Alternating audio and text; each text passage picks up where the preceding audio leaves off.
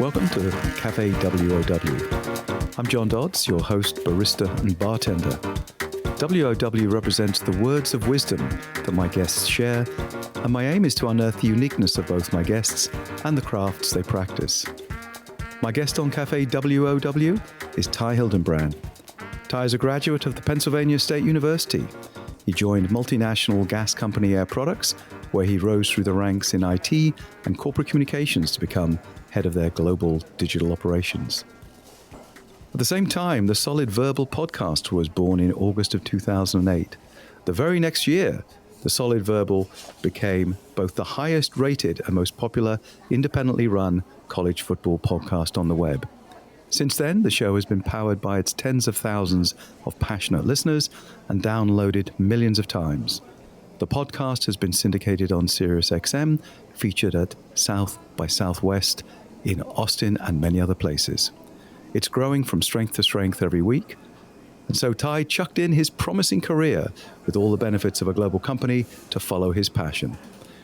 Ty is here to share his reasons for burning his boats, as well as answer whether companies are missing out on a valuable way to position their brand and whether podcasts will even be around in 5 years. Ty, a very warm welcome. Before we dissect you and the podcast ecosystem, the first question I have to ask is, as we're in Cafe W.O.W., what's your poison? Thank you for the invite to Cafe W.O.W. You got any old fashions in here? I'm sure we can rustle something up for you. I'll have to have a little rummage around for you while we talk. That's sort of like my go-to drink if I'm at a fancy gathering like this. So if you can rustle up an old fashioned, I'm down with that. All right. Well, I should ask you why an old fashioned. You're not old fashioned, are you? I'm not. It's actually one of the few drinks that I have learned to make respectably on my own, outside of like a bar setting. So I've got all the fixins for it upstairs, and if we've got company or if it's a special occasion, something like that, I've gotten pretty good at making those. So yeah, it's usually a pretty good bellwether for the quality of a bar.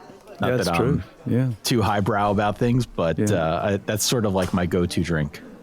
Yeah, I find the same thing about Guinness, actually. I've started testing out Guinnesses in a range of places, and it is amazing the difference in quality. But we should talk a little bit about you and your childhood, because here you are, a podcast king. But how did you get there? What was your childhood like? Did you play radio DJ when you were a little one?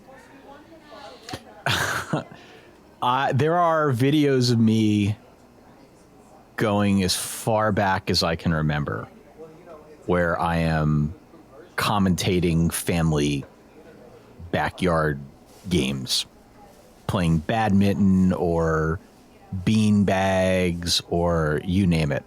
I am working the play-by-play microphone for some of those old family gatherings that we have on home video. And even before that, my mom had one of those really old boom boxes that had a record button on it where you could like overdub a cassette. And when I was, I had to be about 10 years old, I figured out how to use that to not only record stuff off the radio, but then record my voice on the cassette tape. And we actually joke about it from time to time because it was pretty clear right out of the chute what I was going to end up doing someday, and that it might go in this direction. It took a while to get here, but yeah, something about this has always been with me and part of me, and it took a minute, but I think we arrived exactly at where we're supposed to be.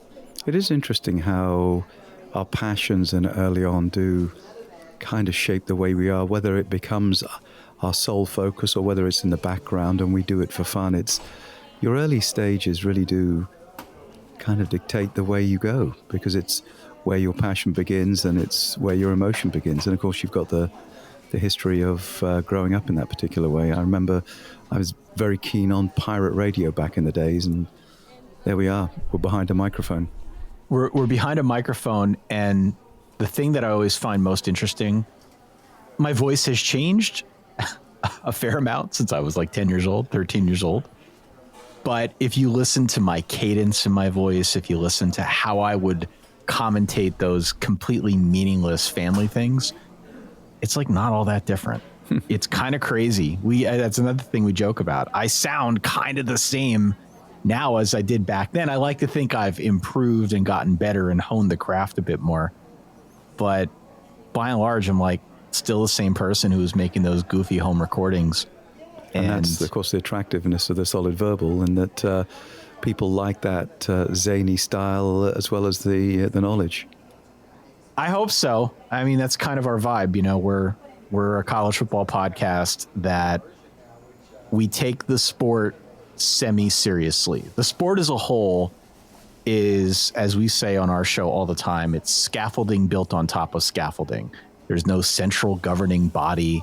There's not even a common agreed upon set of rules at this stage in the game. It really is a total free-for-all. And whenever that is your subject matter, I can't in good faith take that completely seriously, because there is a goofy quality to it. And I think my co-host Dan Rubenstein and I do a good job of kind of walking that balance between making sure that we're taking the right things tongue-in-cheek, making sure that we're presenting the sport in a fun way that highlights some of the goofiness, but also we do a good job covering the actual news, the scores, the things that actually happen in a way that can give people information and hopefully leaves them feeling entertained about it. That's sort Absolutely. of our Well, you main talk goal. about taking sport not so seriously, but when did you start to take sport seriously early on? Did you play, and who influenced you? I think I played every sport growing up. I think I played almost everything growing up. I was just born into a family that I'm not going to say was chock full of elite athletes or anything like that, but everybody just liked sports. For as far back as I can remember, that was like a big focus in the family. And so were you a nerd or a jock? I mean, you obviously are good at sport, but you're also good at the technical side. So early on, were you a combination of them both? I think, well, I would definitely skew more towards the nerd side of things. I am doing a podcast now, right? So I definitely was more on that side of the fence. At the same time, I was playing on the varsity baseball team as like a starting infielder. I was also making the team's website and submitting it to like some independent things here and there in various corners of the internet that would award prizes based on local sports websites. I mean, this is like deep Reddit lore right here. That type of thing. So yeah, no, I mean, I always kind of had these dueling interests. One was playing sports, being out there, being part of a team. The other was what I could do in front of a computer. And obviously you combine that with the love of broadcasting or just hearing myself in a radio from a pretty early age. It's no wonder I ended up doing this. Absolutely. As a full-time thing. And you also had time, whilst you were doing all of that, to develop at an early stage being a very good golfer. I didn't take golf seriously until I got out of college. And my uncle, who I had mainly gone golfing with when I was in high school and through college, was very, very good and had been recruited to go and play golf at, the southern colleges and whatnot. So I had learned from him a fair amount, but I didn't really take it seriously until after I graduated college and I had a full-time job and I had money coming in that I could support the habit. And after that, I started to improve and get a lot better at it. And one day, maybe about, 10 years ago, I just decided like I want to get a little bit more serious with this and get better at it. And that was, I think, in earnest, the beginning of the golf journey. But you were a caddy before, weren't you?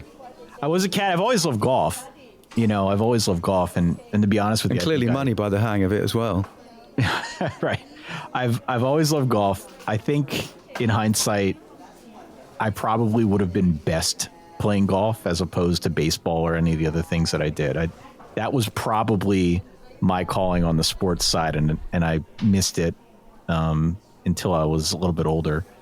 But yeah, I caddied at a country club here in the area and got to know that side of the golf experience, what it's like at a country club with country club players, and what the etiquette is like on a fancy golf course and whatnot. So I learned a lot from that. I got to play the course for free too through college, which was kind of cool. Well, that's wonderful. Not going to act like that helped me get any better. It certainly did not at the time, but it definitely contributed to probably love of the game on the golf side. Well, it's also handy when you become a gazillionaire and all you need to do is to play golf and... Right. If that happens, I'll be ready. We're not there quite yet. So you went to college to study English and computer sciences, which I think is a fascinating combination. Perfect, I think, for the time we live in. But it was a bold move at the time for you. Why did you choose that combination? I started as broadcast journalism. My first year at Penn State was as a broadcast journalism major. And, to the point from earlier, I had home videos going as far back as I can remember of me broadcasting. And so it was obvious that would be the thing that I would go for when push came to shove. And at the time, I did not get the sense that the situation I was in was one that would leave me feeling all that stable after I graduated college. The broadcasting world is very much a pay your dues type of thing. A lot of unpaid internships, a lot of very, very, very poor paying starting jobs in broadcasting. And I didn't really want that. It had been communicated to me, I think, rather honestly by the people that were running the department. And I didn't want that. And so it was at that point that I switched to more of the computer side of things about a year and a half into my time at Penn State. I always had it in the back of my head about figuring out some way to do broadcasting or writing. I had done a lot of writing about sports as well, and I was pretty good at that as well. And so I always had in the back of my mind that maybe I'd come back to it at some point or another, but my thinking at the time was, I got to get something stable first.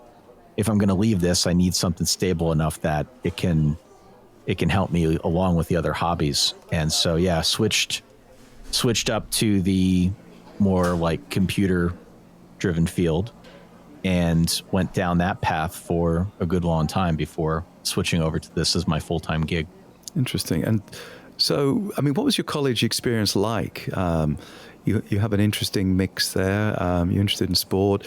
And Penn State is a big sports school. What was your college experience like? My college experience, yeah. I was probably a very insecure 18-year-old who knew he wanted to do broadcasting, but didn't know where to go to college. And I had looked all over. I got into Syracuse, which Syracuse is like kind of a renowned broadcast school on certainly this side of the country, but really all throughout. It's known for that. I could have gone to Syracuse, but I didn't. I had applied other places. I had it in my head from a very early age that I wanted to go to Notre Dame. I got waitlisted at Notre Dame, and in hindsight, it's probably for the best. I ended up going to Penn State because I knew other people, close friends of mine going to Penn State. And on top of it, I knew that Penn State had a lot to offer in terms of like what majors you could take up. And I was pretty sure about broadcasting, but I also wasn't 100% sure I wanted to stick with it. And so I ended up going to Penn State. As we just discussed, I did switch out of the broadcasting side of things and graduated with a different degree. I think... Was that painful? I mean, a lot of people go, oh my gosh, I'm going to change my major. That's going to change my life. It wasn't that painful. I think at the time I had no vision for what like might happen with new media on the internet. This is early days of social media. This is early days of YouTube. When I was in college, way back when, I'm dating myself a little bit, it was hard to see that there would be this whole ecosystem of independent creators, of publishing tools that were available to the masses. It was hard to see how that stuff might occur down the line. I was lucky in that regard. But I did not get the sense that if I stayed on the current path, I would end up in a stable spot after college, and I didn't want that. I felt like that would make me even more stressed. Right. And so that was why I switched. I mean, my college experience was, we talk about sports and that being a big part of who I am and how I grew up. I knew that I needed to go to a school that had a big time college football game day experience. Weirdly, that was important to me. And it is for quite a few people, actually, isn't it? It's part of the, if you like, the brand essence of a college, that it becomes a part of you, and you become a part of it, and that stays with you. I mean, I grew up in a pretty small suburban part of Pennsylvania, if not rural part of Pennsylvania, and for me, watching games, watching really any big sporting event on the weekends was a big deal. It was something that I look forward to and still do. And so when it came time to go to college, that was really important to me. Now, don't ask me about which teams I rooted for. Before I went to Penn State, while I was at Penn State, that gets a little weird.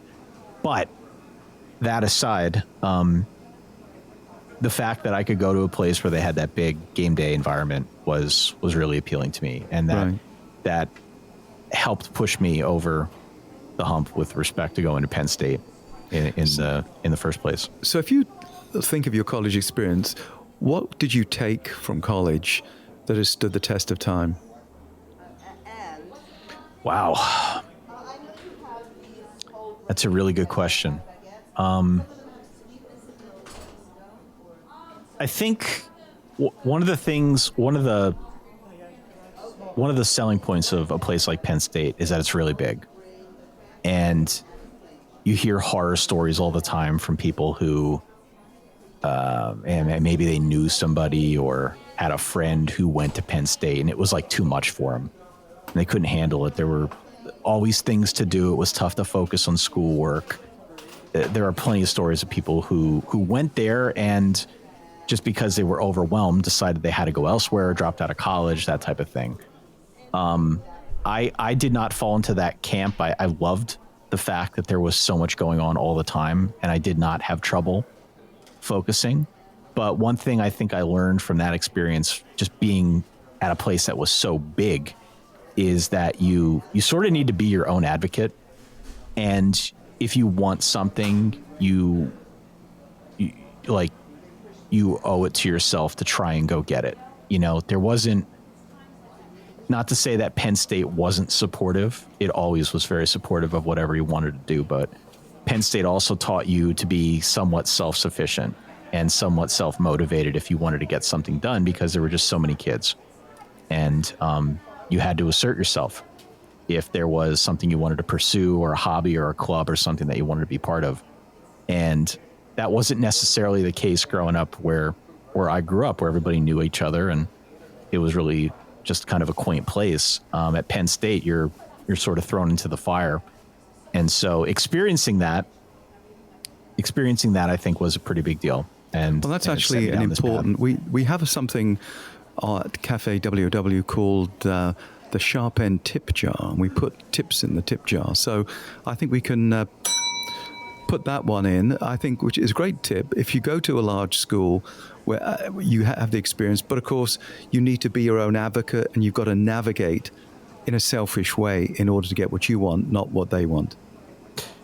There's that. The other thing is, I think like a lot of 18 to 22-year-olds, you don't know what you're going to be when you go to college. It's kind of ridiculous that we ask people that age, kids that age, to figure out what they want to do with the rest of their lives. You could change it a million times over the course of a life. But, I think one of the things that I learned was who I was. I learned to trust in some of my own skills in a way that I hadn't before going to college. I really learned to trust myself in a way that I didn't have to before going to state college.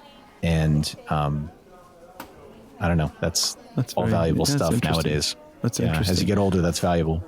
You come back and you look at how that helped you, because you then went to you went corporate. You actually went to work in IT then corporate communications for a Fortune 500 company, Air Products in Allentown. That's a pretty big transformation. And how did you adjust to that change? I think, I had the good fortune of working with and for really good people. And yes, I did go corporate. And yes, the corporate world compared to what I'm doing now, it's like night and day. But everybody that I worked with was really supportive. They knew about some of these hobbies I had away from the office. And so that, I think, helped. It was certainly not the easiest environment in which to be creative. You work Why was that? You work for a big company. You're sort of becoming part of the machine, not necessarily defining your own rules. And especially for a new employee, there's not always a ton of room to be super creative. Certainly not creative to the extent that I was used to with writing things and making audio and video things. I mean, that just wasn't part of what I did at the company. And so, there were moments, I think, later in my career with the company where not being able to be creative did wear on me a little bit. But I think in the beginning, I was probably just excited to be part of something, probably just excited to step into a job that I knew was going to be stable. And I think above all, really just learning the ropes. I was pretty adaptable, and the way that I joined the company was such that you were on a rotation, and every 8 to 14 months or so, you would rotate out into another job. They did that to help get you some experience around the company and learn a couple different sides of the company, not just one. And so that was valuable. I got used to kind of getting my feet wet with one thing before moving on to another. So it forced me to adapt. It forced me to kind of, learn how that corporate ecosystem functions and what works and what doesn't on that level. So which I it was guess a good is important experience. also. Yeah, I guess it's important when you're dealing with large organizations in your current role, because understanding the time periods and the decision process is much easier if you've been there than if you come to it blindly. I have to catch myself sometimes, because what I'm doing now, it's like just me and a co-host and some folks that help us on the business side. And every now and again, I'll kind of catch myself sounding a little too corporate. I do it on my podcast too. I try not to, but I think I was at the corporation for 17 years. It, on some level, just like becomes part of how you think. You can break free of it to an extent, but there's always part of that goes with you. And so, yeah, like I think I have a pretty good understanding for what moves the needle for big companies. And with what I'm doing now with the show, we're obviously dealing with like advertisers and potential sponsors and potentials all the time who might be interested in working together. And so you understand the tensions and the obstacles. Yeah. My time at Air Products, working with a lot of those similar things, has definitely helped me understand what I'm doing now a little bit better. Mm-hmm. So where you are now and where you were, would you recommend going into a corporation as a career from college, or these days the startup with free popcorn, cool T-shirts seems to be the alternative. Is that an alluring proposition for something out of college? I don't think there's any one answer to that. I've had that question before, and I think it depends on the person. I think it depends what you're into. I have said to people in the past, just be very focused on what it is you enjoy doing. And you may not get 100% of that in a job, but try to get as close to it as you can. Whether that's in a corporation or a startup, whether it's neither, a smaller company that's been around a while, there are so many different ways that you can go at it after college. And, I think it's important to take note of like the culture of the place that you're stepping into. If that feels like a fit, obviously what you're going to be doing on a day-to-day basis is I think ultimately going to determine if you're happy there or not. But, just be mindful of what you're into and not into, and how that sort of meshes with the culture at whatever place you're interviewing at. Right. This is John Dodds with Hildenbrandt, co-founder and host of the Solid Verbal podcast. We'll be back in just a moment. The much valued tip jar and bell, which is very much a feature of Cafe W.O.W, is provided by The Sharp End, a boutique brand consultancy helping organizations unearth and communicate their uniqueness in the most cost-effective way. It's a fascinating process, and you can find out how The Sharp End does it and why it could work for you at thesharp-end.com. Welcome back to Cafe W.O.W.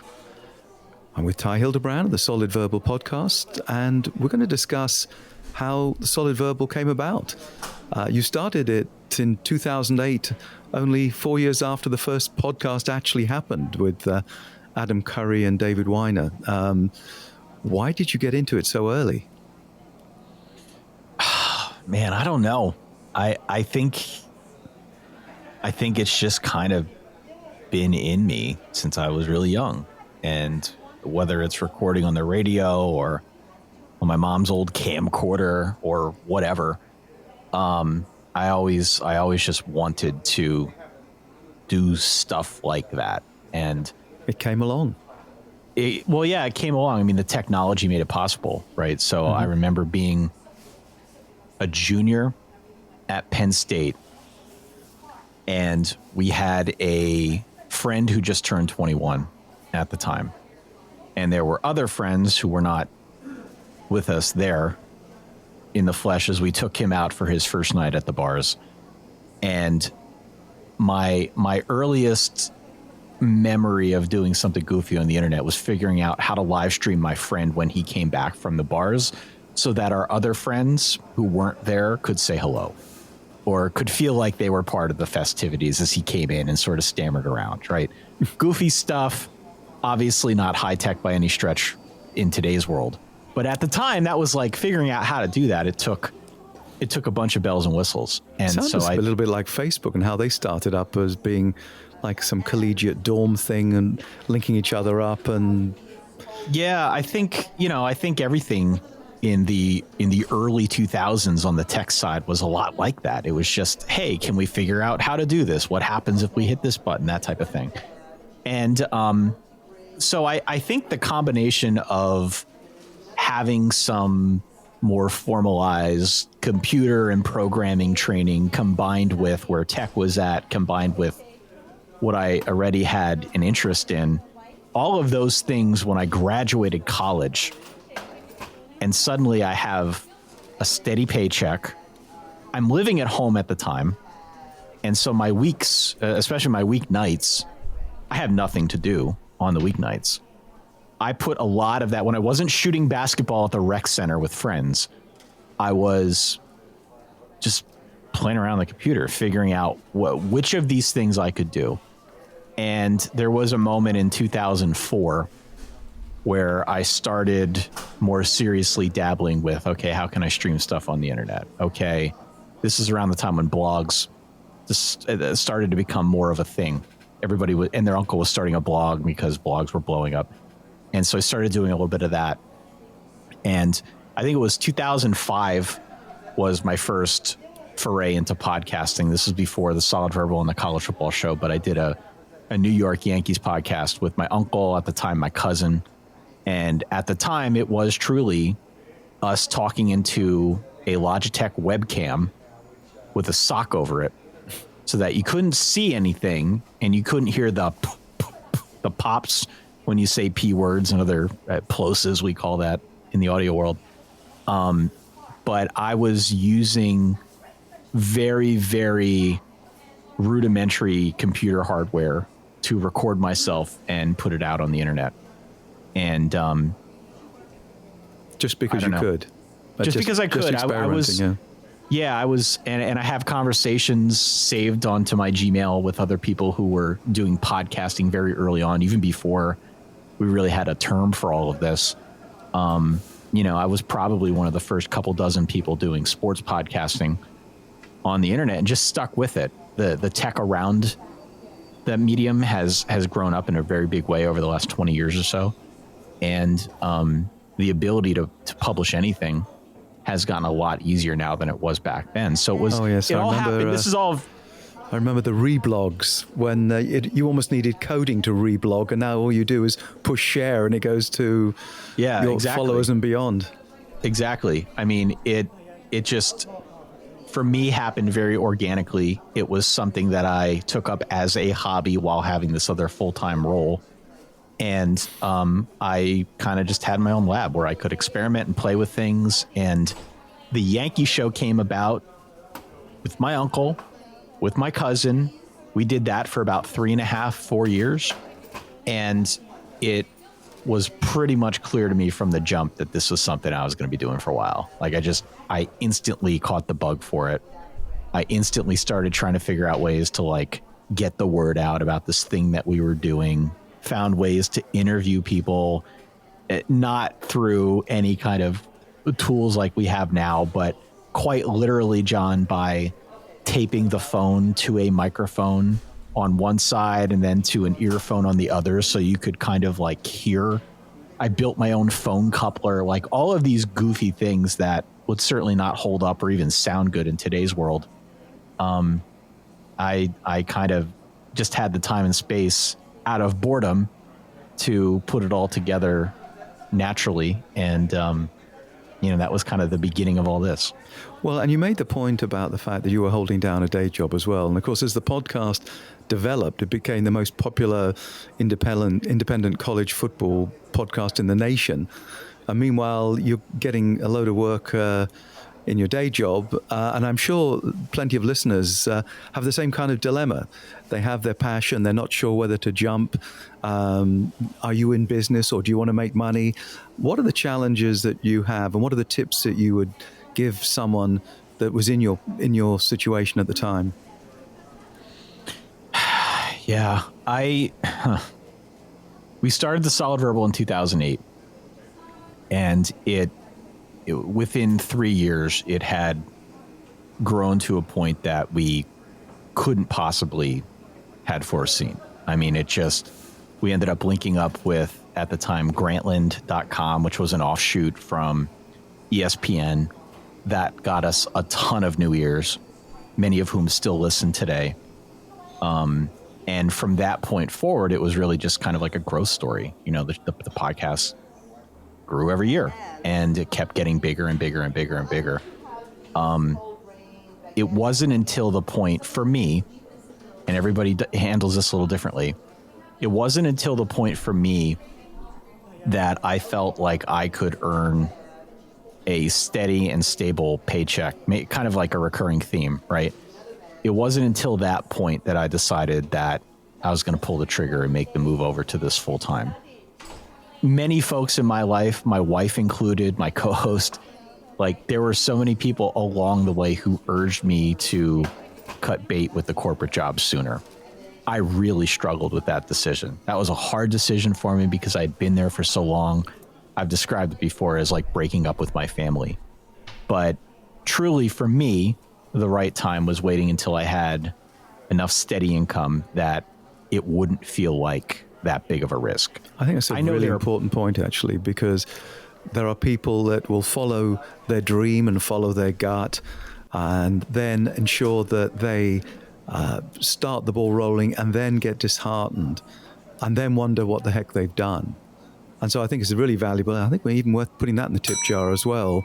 The fact that build a solid foundation so that you can go and experiment. And if the worst comes to the worst, you can go back, maybe in a different place or a different role. But if you don't build a solid foundation, you're always going to be looking over your shoulder, because in the early days, it just doesn't come just like that. And then when it does, you've got to be ready for it. And juggling two jobs probably isn't the best way to do it. No, and I mean, for me, I eventually left my job in 2021, in the summer of 2021. And at that point, I'd been doing the podcast for 12, 13 years. It was very stable. We, had gotten to the point where we were very good at forecasting numbers and all these dork things that matter when it comes to hitting your goals and earning money off of what you're doing. And so it took a while to get there. I probably could have done it sooner, but for me, that was the right moment to do it. And I found myself in this vortex of the podcast is continuing to grow in a really exciting way. The job that I was working for corporate America was also growing. And I had stepped into it, like you said at the top of the show, I had stepped into a role where I was like managing people and big projects and an entire digital apparatus. Both of those things going on in tandem was a lot. Yeah. And yeah. I came to an inflection point where I had to pick one or the other. And, or I should say I had to make a change of some kind, because it was clear to my wife, to everybody around me, and eventually me, I was like the last one to figure it out, that it was kind of killing me, and you just couldn't do both anymore. Right. Now, you talked about it took off, and of course other people listening will also be very interested to know, how did it take off? Is there a process? Is there a linear approach, or did you try a lot of things and failed, and then all of a sudden a few lucky breaks happened? There's been nothing linear about it, and there's no blueprint, there's no template, there's no magic bullet. Bear in mind, we started the podcast in 2008. I would say as late as 2015, you still couldn't really Google and get a whole lot of great information on how to podcast. You couldn't. There just wasn't anything out there. Now, thankfully, there are a gazillion resources now. The equipment's better. The tech around it's better. Everything about this has gotten dramatically better as a publisher. But back then, we didn't know what we didn't know. And we were just sort of bumbling our way through it. It helped that we got picked up with ESPN and linked up with ESPN, and that they were able to help promote the show to new people that wouldn't have found us otherwise. That was a big deal. That was a huge catalyst early. Mm-hmm. But there have been plenty of shows that have been in that situation that had a momentary rise and then couldn't sustain it, couldn't keep that growth going. I think we got really good at understanding our audience. And I think that's probably the most important thing when it comes to podcasting. How do you do that? Well, there's a balance, especially with college football, because college football is two things at once. On one hand, it's a national sport that, if you talk to any college football fan out there, they can tell you, I don't know, 7 of the top 10 teams. It's a lot of the same teams year in and year out, but on that level, it's a national sport. But what people really care about is their own specific teams. It's very tribal in that sense. And what we figured out, I think, pretty early on is that it takes a lot to walk that balance, to present a national podcast that an Oklahoma State fan might not really care that much about because you're not focusing on their team. But how can we take that national thing that we cover and translate it into a form that the Oklahoma State fan, the Penn State fan, the Notre Dame fan will actually care enough about to want to listen to what's going on separate from their team, if all that makes sense. Yeah, it does. It's very much a a national personal approach? Because I think people want to have a context for their team. They don't just want to support their team. They want to compare their team. They want to say, where are we going? What is the game doing? And looking at players that they can get, or people that have tripped up, or others that are joining their league. So there is an interest in a broader scale. But as you say, it has to be personal too. So Ty, during COVID, football was cancelled, people weren't traveling. You've built up the Solid Verbal to be something special, and then it was kind of taken away from everyone. How did that impact you? COVID was really tough for college football as a whole.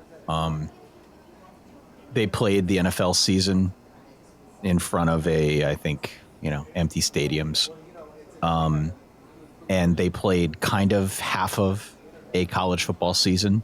Some teams played more games than others, all in front of no people. What happened in addition with college football is that it was politicized. At the time, you may recall a lot of discourse out there about, should we close things down? Should we not close things down?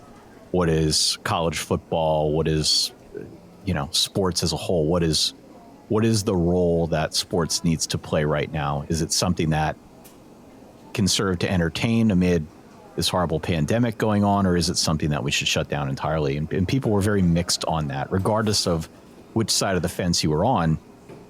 It's clear that it had been politicized in a way that it hadn't been before. And so what we found among our people, and I'm sure many others felt similarly, there were a lot of folks that normally would listen to us that decided they couldn't, that they weren't into college football in 2020 during the pandemic the way they would be otherwise. And, we kind of felt similar. We felt similarly as well, just as the two guys running the show. We were conflicted, knowing that the news was just like horrible all the time.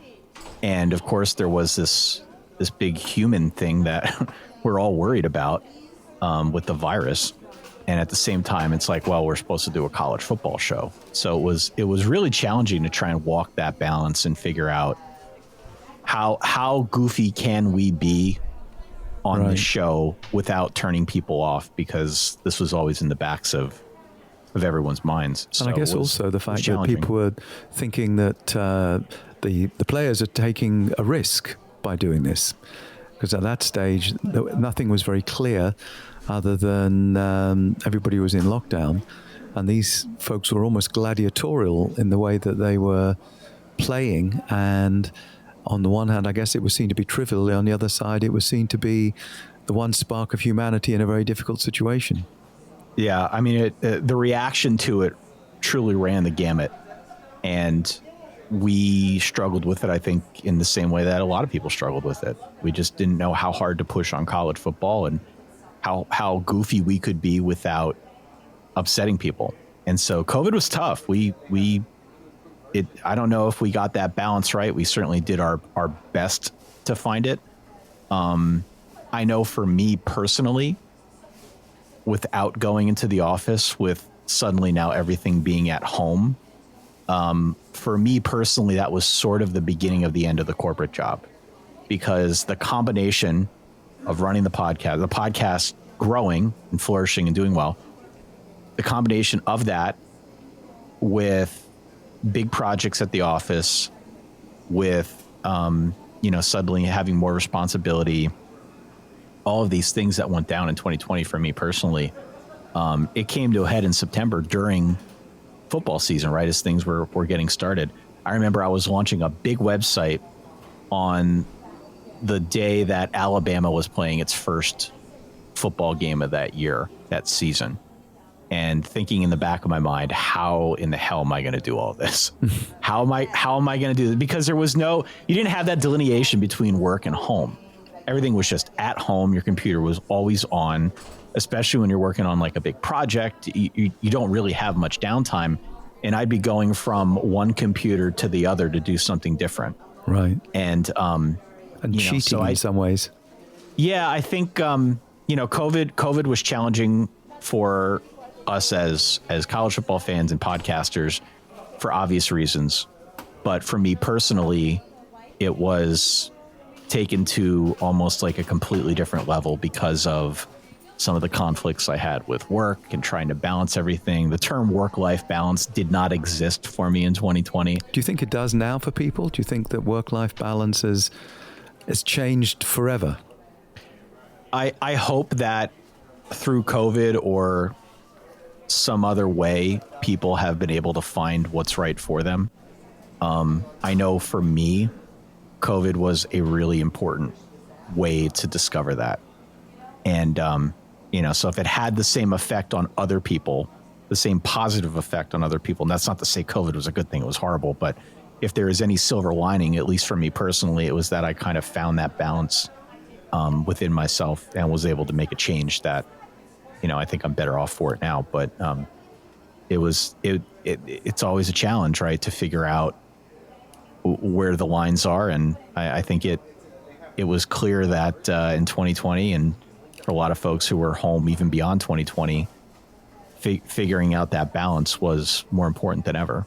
Right. And of course, thank goodness, the world came roaring back, and college football came roaring back, and the solid verbal came roaring back. And now, of course, I think it's estimated there's over 2 million podcasts and 48 million episodes. And with the new technology, the barriers to entry become lower every week, both in technology and costs. We can't all be like Seth Rogen or Ty Hildenbrandt. What does it take to be a successful podcaster, or does that depend very much on what your motivation is? Yes. Yes. Can I answer it? No, I mean, again, there's no silver bullet, but the most important thing with podcasting is to make sure that your topic is something that you love talking about. I think that's the singular most important thing, because a podcast is, if it's not a continuing series, if it's not something that is published on a repeating basis, it's just a clip you post to the internet or something you post to SoundCloud or something. Like, that is not a podcast. If you do it once or twice, that's not a show.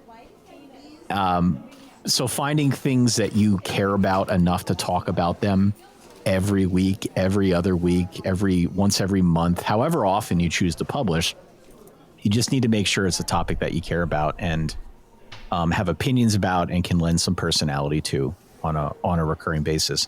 I think that's singularly the most important thing. We could have a conversation about mic skills and types of microphones and software and how you promote and all of that, but at its core, it's about finding something you love enough to want to keep talking about it.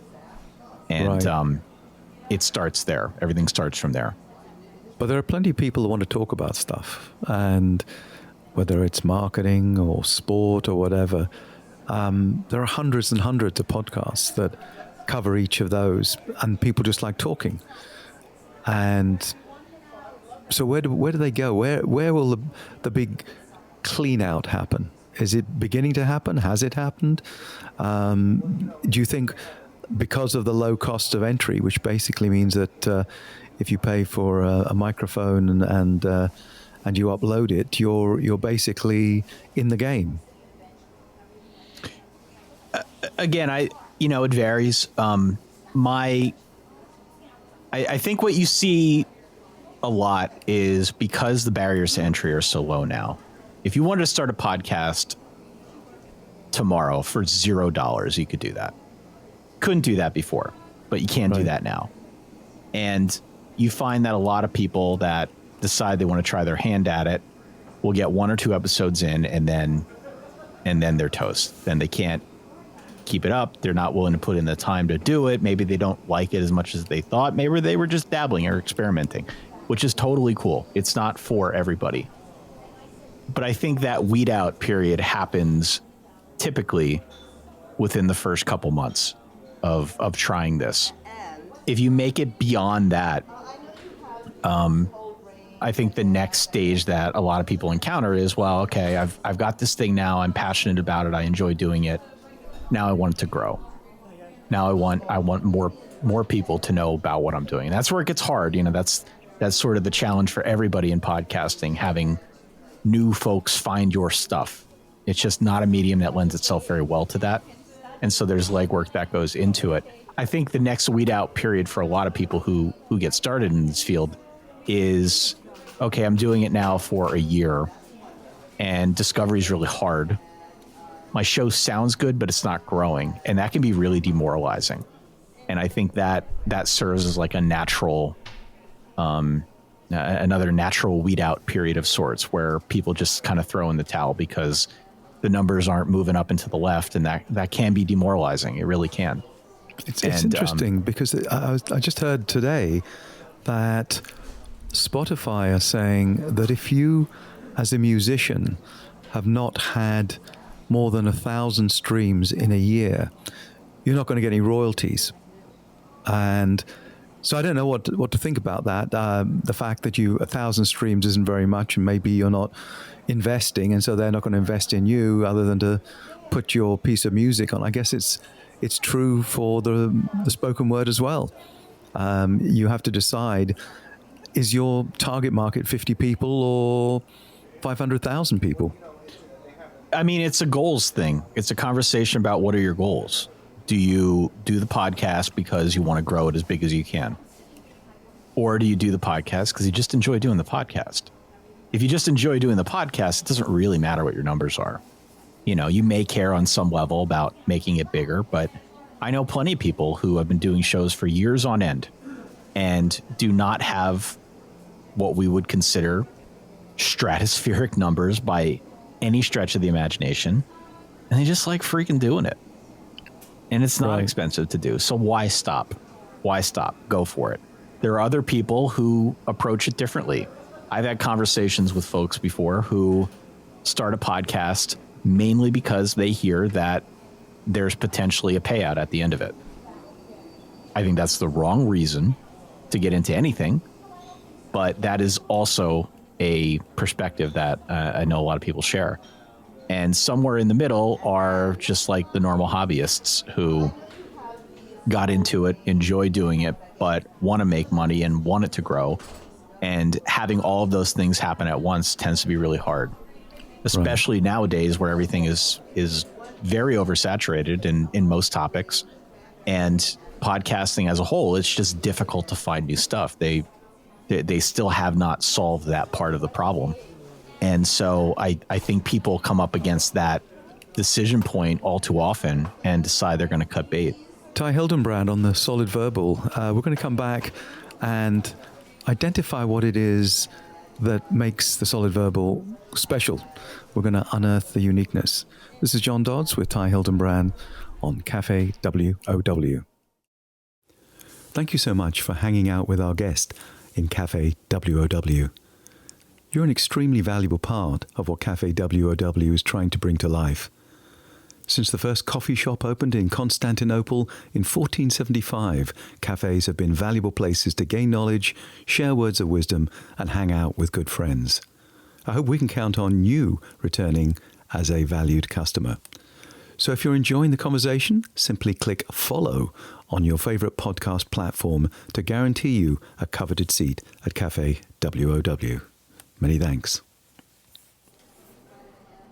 Welcome back, Ty Hildenbrandt, co-host and co-founder of the Solid Verbal podcast. And we were talking about the podcast market. It's huge.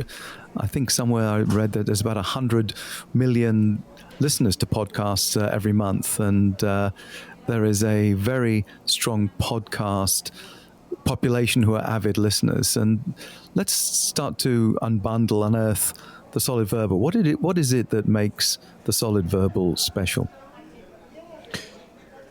What makes us special is, as I mentioned earlier, that balance between covering the sport on a super zoomed in team by team level, and also covering it from the 30,000 foot view. We've been able to walk that balance pretty well over the last 15, 16 years now. And I think the other thing that we do that is different from many in the space is both Dan, my co-host, and I are very, very creative when it comes to how we present college football. We are the ones in the off season coming up with goofy concepts to keep it entertaining. We do so at the risk and with full knowledge of the fact that there are other shows out there that might be covering things with more depth.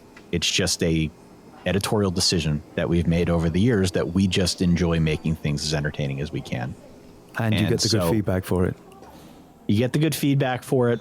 I mean, we've been doing this show long enough now that we've kind of developed our own vocabulary. We've got a great community of folks that, you get to that point and it's almost like a flywheel.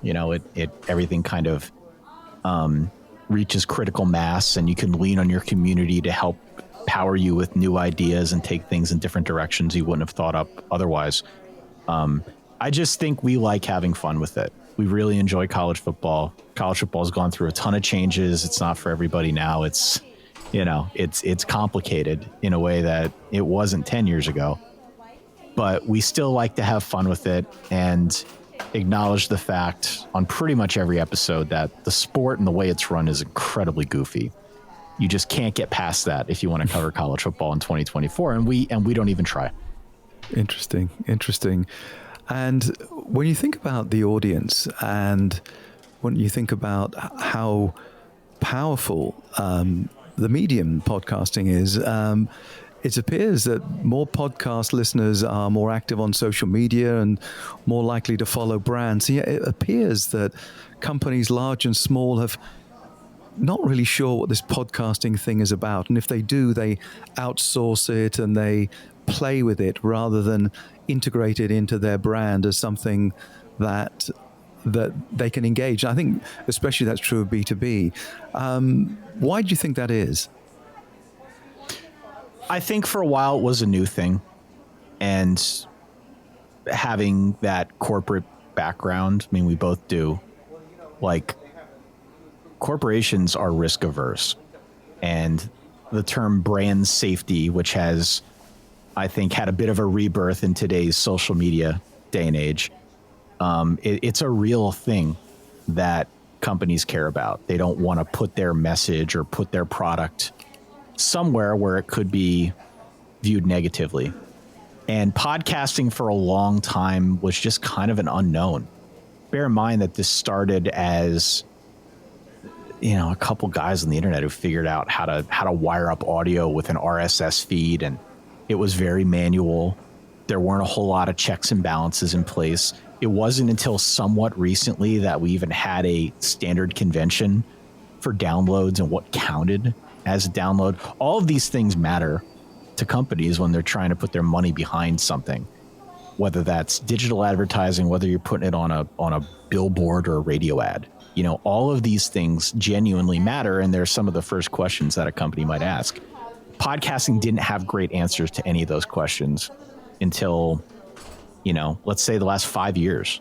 I mean, it's really gotten to a point now where it is a little bit more standardized, and I think you see more companies coming into the space because it's taken a while, but now that framework is there, where if you want to spend X number of dollars and get so many impressions across, one podcast or a group of podcasts on a network, you can get those numbers now, and you can feel good that they're being counted and being reported on in a way that's responsible.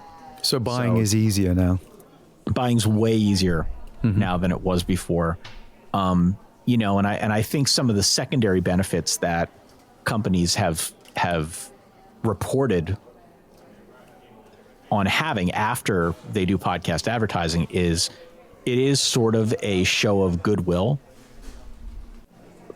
as a company sponsors a podcast, because there's so many independent creators in this space. Right. Many of these shows have these very niche communities of, a couple dozen, a couple hundred folks that follow a podcast.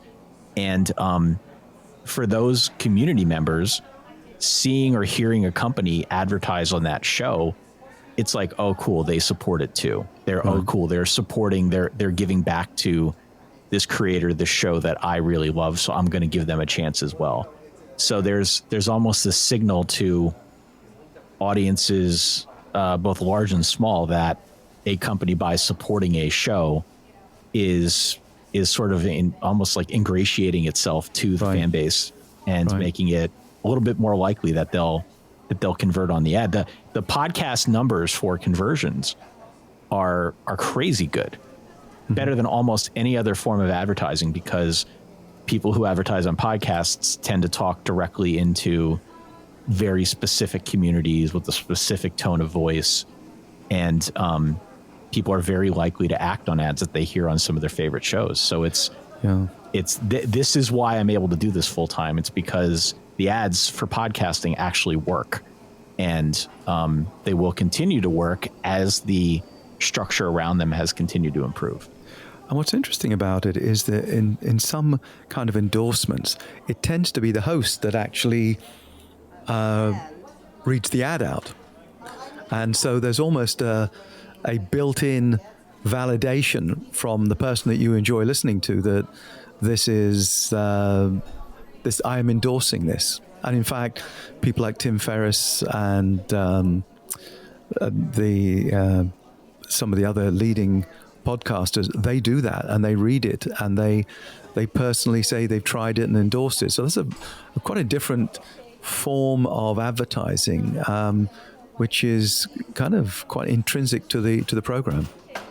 And the styles of advertising have changed too over the years. When we first started doing ads on our show, I don't even remember the year. It's been at least 10 years now. It was somebody gave us a script. We would read the script. We would cut that portion of our audio from the episode, and we would upload it to like a Dropbox folder somewhere. We tell somebody where, at what time code in the episode that ad was played. We had proof of the ad because we could upload it and they could play it for themselves. And then after the fact, we would give them, in many cases, kind of a rough estimate for how many people heard it. Now there are a couple different ways that you can get an ad in front of people. Not everybody is into the host read ad, in the voice of the host. Some people want to pre-produce their own stuff, and they can. There are plenty ways now of taking your own commercial and having it programmatically inserted into a show like mine. That's a really popular way that a lot of companies are advertising. There are still plenty of host read ads, which is, again, the host putting that script in his or her voice.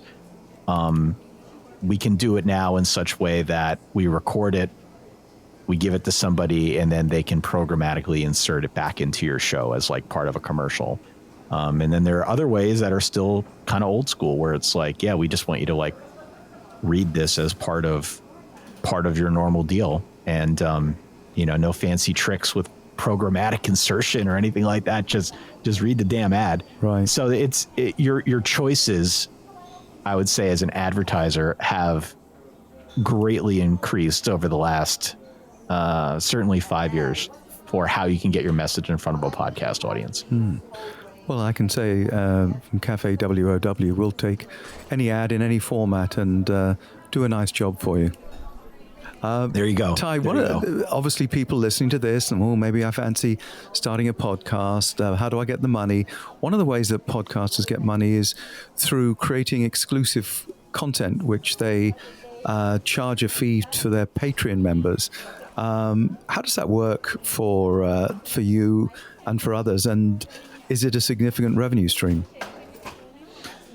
Yeah, I mean, we started our Patreon in 2020. Of all years, the worst year ever for college football. We started our Patreon that year, and we've been going strong with it now for a few years running. It continues to grow every season.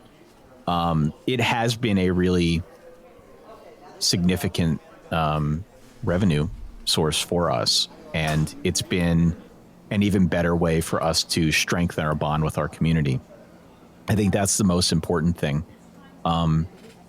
Patreon offers all sorts of resources that can help creators figure out what they should offer above and beyond what they would already do. I think everybody it takes a while to figure out what's right for you and what isn't. At least it did for us. But, I think giving our community a behind the scenes look at what we do, giving them access to bonus content that we might put out, giving them a better way to communicate amongst themselves. All of these things would not be possible without the Patreon that we started in 2020. And so as it's grown, it has continued, enabling us to do different things and new things. If nothing more, it's been a great sounding board for some of these goofy ideas that we have that we're able to almost pilot test to some of our most passionate fans.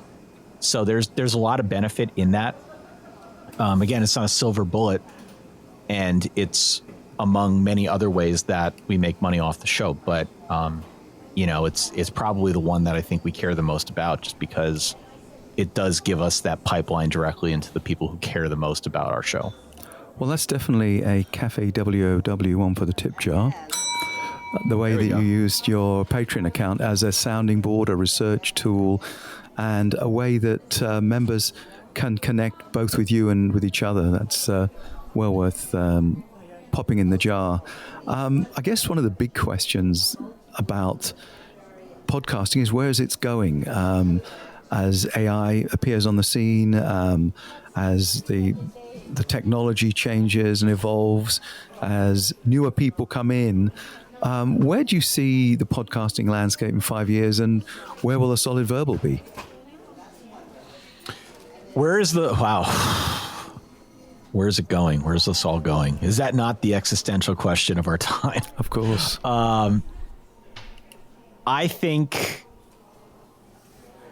from what I've read, from the business guys who study this intimately, the size of the podcast market is not going to decline anytime soon.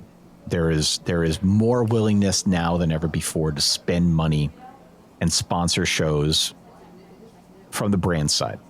And so as long as you've got that money coming in, I don't see there being any hiccup in the podcasting space. I think it's going to continue to grow. I think it's going to continue to be something that challenges terrestrial radio. I think the fact that you could very easily in 2024 listen to a radio host on the other side of the country in my genre, which is sports. You couldn't do that as easily 5 years ago. It's just so easy now to get this content on demand. So I think it's going to continue to grow in prominence. It's easier now than ever before to subscribe to a podcast, to follow a podcast, to use the right nomenclature. And I think the fact that more people are comfortable with what podcasts are is really important. That seems to grow every single day. So this is all a very long way of saying that I don't think the listenership is going to decline. I don't think the spend from outside companies is going to decline. I think there will continue to be more podcasts that come online every year. But I think what we've seen happen over the last couple of years is, we have seen kind of a natural weed out of some of the shows that maybe were around for a while, but weren't seeing the growth, didn't want to stick with it. Some other shows that, changed for one reason or another and, maybe fell by the wayside as well. Maybe some just starting out. There was this huge movement, just as an example, during the pandemic for a lot of production houses to give big money to celebrities to do podcasts. And one of the things that they found was, while many of them were very good and some of them have been quite profitable, most weren't, and most didn't get their money back.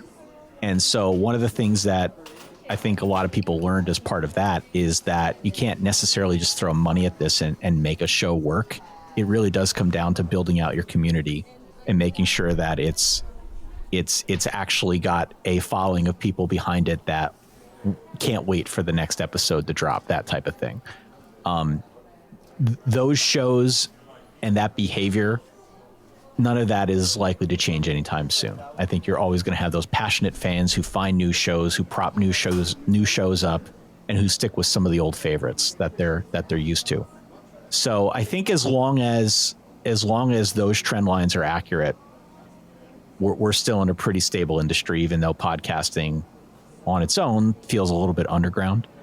I think what's interesting, I think the industry is in a good spot. Yeah, I think when you use the word show, I think that's a critical point, because the show is yours. Podcasting is a transmission method, and I've talked to many people because I do radio as well as this, and I try to explain to people that we actually do a range of shows that become podcasts, financial shows about different minority audiences that are all extremely valuable, and that they are aired on air and then they become podcasts. And so podcasting by its nature is actually a transmission method. What has happened is that anybody that does a show like you calls it a podcast because it goes over it's like calling a piece of cheese a fridge, because it's actually the mechanism for keeping it is a fridge. But the truth of the matter is your brand is your show. And right. One could argue that it may be that in 5 years' time, you might reverse engineer your show to be on radio as well as a podcast, as well as in the community in some way, at college football grounds. And so the brand at the end of the day is the thing. The fact that you know your audience, that you know your subject, that you create humor and you create knowledge from that is interesting, but it's really a transmission method. And of course, as that changes, things may have to change for any kind of brands. Yeah, I mean, one of the other big ways that I think podcasting is changing, the audience is changing. And the audience is changing with respect to how they find you or how they listen to you. There's a study out there, and I don't have the numbers in front of me, that something like, and it's a really high number, maybe like 75% or 50%. It's a big number of people who will watch a podcast on YouTube and also listen to a podcast using something like Spotify, a totally different show. You know, the audience doesn't tend to care what a podcast is. I'm old school. A podcast is audio. A podcast is a continuing series that you listen to with a podcast app. But I think that old way of thinking is pretty much dead. You know, for folks that aren't around this or haven't been around this as much as me, you just sort of want to find the thing wherever you find the thing. And so if you're into YouTube and you like watching podcasts on YouTube, it's important for shows like mine to be on YouTube. It's important for shows like mine to have a presence on TikTok or on Instagram or, you know, on any of these other shorter form platforms where people tend to find content as well. It's important to sort of diversify if you've got a show that you're trying to grow or that's been around a while, because your audience is in 1,000 different places. And I think that is different. That is fundamentally different than it was back in the early days, because, you know, there were only a couple ways back then to hear the thing. Now there is definitely a movement afoot to produce more video content with respect to podcasts. I think that's a big thing that's changing. I think you will continue to see more and more of a presence out on YouTube among people who run shows. More and more of a presence across social media platforms where video is a component. These are all ways that the audience can find you, and the audience has diversified itself, and now we have no choice but to do the same on our end. Well, it's lucky that I've got a face for radio then, isn't it? because yeah. And of course, what's interesting about that, and you're absolutely right, is as soon as that starts to happen, people like you who have grown up with the technology and have lived with the technology and innovated are in a very strong position. Those that have just about worked out how to do a podcast on the existing platforms that now have to set up for video and now have to set up for social media by creating clips and promoting the clips that support the YouTube, which supports the core, which is also on the website, it suddenly becomes a lot of effort. And I think one of the things I wanted to close with is the fact that over the hundreds of thousands of podcasts that debut each year, of that number, 12% have only published a single episode, 6% haven't made it past 2 episodes, and half have 14 or fewer episodes. And yet thousands of influencers, well-intentioned and knowledgeable individuals want to start a podcast. Knowing those numbers, or maybe even not knowing those numbers, because their idea is going to be better. So what I'd like to have from you, which I hopefully get a double ring on the bell, what are the 3 pieces of advice that you would offer anyone who, like you, was prepared to chuck in their well-paying job or college education to start a podcast? Well, I mean, for me, I was fortunate that I could do both concurrently. And so I had the show going for a while before I decided that I wanted to switch to it and work on it full time. I know a lot of people who have done the exact opposite approach, where they're passionate about starting this thing and they're going to stop what they're doing and they're going to focus on the new show or podcast or YouTube series, what have you, that they've created. So it comes down to personal preference, how you go about it. I mean, I think the first thing that I would say to anybody trying to start something like this is, outside of what I said earlier, which is you got to have a passion for the subject that you're covering. I think you need to be realistic with your goals. And you need to know what it is you're trying to achieve with the show. If the point of the show is just personal enjoyment because you like doing it, then so be it. That's perfectly fine. If the intention is to grow the show and get, tens of thousands of downloads, then it's certainly not impossible. But it is going to take some hard work. And I think being realistic with your goals, at least initially, and then coming back to them every so often is important. Everybody wants to have an enormous show, but it takes a while to build. And so just be mindful of that. And as for, I guess, maybe a third piece of advice, I would say focus more on your audience than you do on yourself.